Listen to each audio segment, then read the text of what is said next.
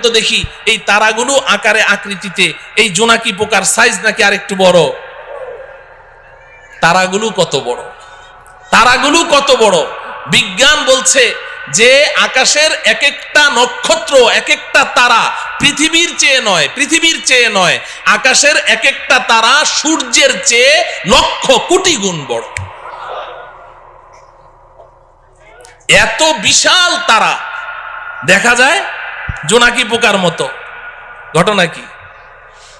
আরো উপরে, বলেন আরো উপরে। প্রশ্ন হলো তারাগুলো কত উপরে আছে, তারাগুলো কত উপরে আছে। বিজ্ঞান এ ব্যাপারে আমাদেরকে কোনো ধারণা দিতে অক্ষম।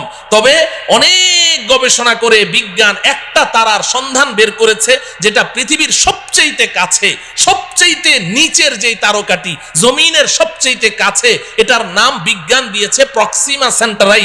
বিজ্ঞান বলে প্রক্সিমা সেন্টারাই নামের এই দুনিয়ার সবচেয়ে কাছের যেই তারাটি, এটা এই জমিন থেকে 25 লক্ষ কোটি মাইল উপরে আছে। কত উপরে? 25 লক্ষ না, 25 লক্ষ কোটি মাইল উপরে। 25 কোটিও না, 25 লক্ষও না, কত?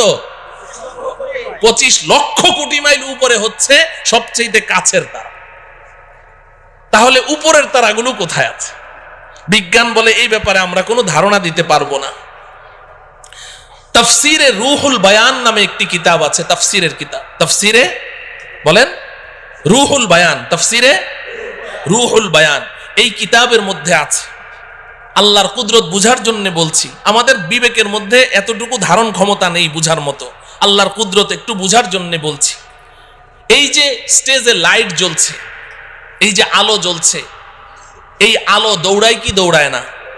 আলো দৌড়ায় না?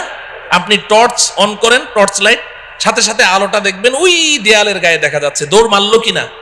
কত মাইল স্পিডে? আলোর গতি কত বলেন? প্রতি সেকেন্ডে, ঘন্টায় না, প্রতি সেকেন্ডে 1,86,000 মাইল দূরে চলে যায় আলো। আপনি চোখের পলক মেরেছেন না, এই চোখের পলকে আলোটা কত দূর চলে যায়? 1,86,000 মাইল। একটু কল্পনা করেন আল্লাহ পাকের কুদরত কত, শক্তি কত। এই আলোর গতিটা মনে রাখেন। এবার তাফসিরে রুহুল বায়ানের মধ্যে আছে আল্লাহ রব্বুল আলামিন আকাশে এমন অসংখ্য অগণিত তারা সৃষ্টি করেছেন।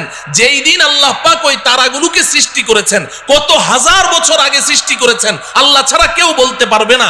যেই দিন ওই তারাগুলো সৃষ্টি করেছেন, ওই দিন প্রত্যেকটা তারা তাদের নিজ নিজ আলো পৃথিবীর দিকে ছেড়ে দিয়েছে।